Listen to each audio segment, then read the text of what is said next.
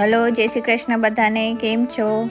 આજે હું બનાવું છું મોહનથાળ. હવે કેમ બનાવી રહું છું આગળ હું તમને જણાવતી જઈશ. આ ઘી યુઝ કર્યું છે અને થોડું દૂધ ત્યાં સામે તમે બાઉલમાં જોઈ છો. તો એની અંદર મેં થોડું ઘી નાખી 4-5 ચમચી અને ધાબો દીધો હતો નોર્મલ ચણાના લોટને. અને પછી એને થોડું 10-15 મિનિટ રહેવા દીધું અને પછી હાથથી કણી કરી અને આમાં ચાળી લીધી હતી ચાળણીમાંથી. આ ઘી ગરમ કર્યું. પછી ઘી જેવું થોડું વધારે ગરમ થાય ને પછી એની અંદર લોટ નાખવાનો, એને સરખું ગરમ થવા દેવાનું ઘીને. આ લોટ નાખી દીધો મેં, જે કણી આપણે કઈ રીતે ધાબો આપીને એ. પછી એને નોર્મલ મિક્સ કરવાનું છે. હવે વાત આવે છે હું અચાનક મોહનથાળ કેમ બનાવ્યો. તો ભાઈ ઇન્ડિયાની યાદ આવતી હતી તો મેં કીધું શું બનાવું, તો મોહનથાળ. તો 1-2 દિવસ પહેલાં મેં ટ્રાય કર્યું હતું તો ઘણો સરસ બન્યો હતો. તો આ નેક્સ્ટ ટાઈમ પાછો બનાવ્યો.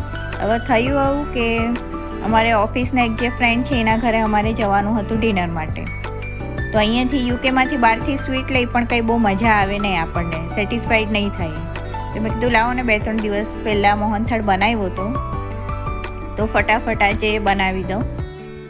તો આ મોહનથાળ એટલે જ બનાવી છે કે ફ્રેન્ડના ઘરે જઈએ છીએ ઓફિસ કલીગના, તો મેં કીધું બનાવી દઈએ અને આજ લઈ જઈએ, સારું પણ લાગશે, ખબર ને, એને ખાઈને સંતોષ પણ થાય. એટલે ફટાફટ હું તો સન્ડે ઉઠી સવારમાં અને પહેલાં બનાવવા રાખી દીધો. બસ આ મિક્સ કરવાનો છે લોટને અને આ લોટ ધીમે ધીમે મિક્સ કરતા રહેવાનું. સરખું એવું ઘીમાં બધું મિક્સ કરી દેવાનું. આમાં ઉતાવળ જરાય નહીં કરવાની. જો તમે ઉતાવળ કરવા ગયા તો પતી ગયું. પછી એકદમ ધીરજતાથી કરવાની.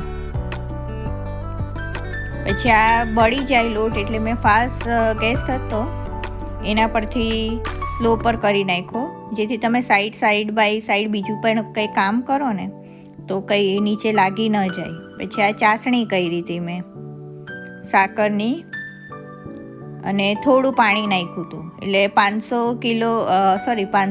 ગ્રામ મેં ચણાનો લોટ લીધો હતો અને એટલી સાકર લીધી હતી. એની અંદર સાકરની અંદર કેસર નાખ્યું હતું અને 1 વાટકી જેવું નાખી દીધું હતું પાણી. એને ઉકાળીને બસ એકતાની ચાસણી કરી હતી. અને પછી ઓલું મિક્સ કર્યું હોય ઠંડુ થઈ જાય એટલે એમાં એ ચાસણી ઠંડી પડે એટલે થોડી નાખીને મિક્સ કરી દેવાની અને પછી થોડું થીજાવા દેવાનું. ગરમ ગરમ બનાવી એટલે ઘરમાં સુગંધ આવવા માંડી એટલે બધા કે ભાઈ અમને ગરમ ગરમ જ આપી દો, હજી તો સેટ પણ નથી થયું ને બધાને ઉતાવળ આવી. તો આ જોવા પહેલાં મેં કાઢી લીધું ભગવાન માટે. ગરમ હજી સેટ નથી થયું જો તમે, પણ તોય ઘણો સરસ બન્યો છે.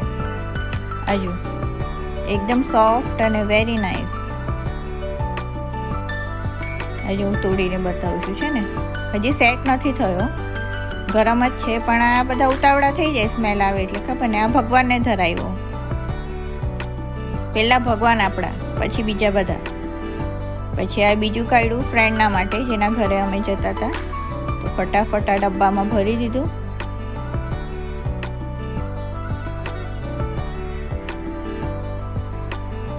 એકદમ સોફ્ટ બન્યું હતું અને ગરમ ગરમ હતું તો ઘરમાં તો શું મજા આવતી હતી સ્મેલ લેવાની. હજુ ઉપર પિસ્તા અને બદામ નાખી દીધી હતી. બસ આની અંદર મેં નથી ઇલાયચી નાખી, કાંઈ નથી કંઈ નાખ્યું, એકદમ પ્યોર. ચલો ખાવા બધા.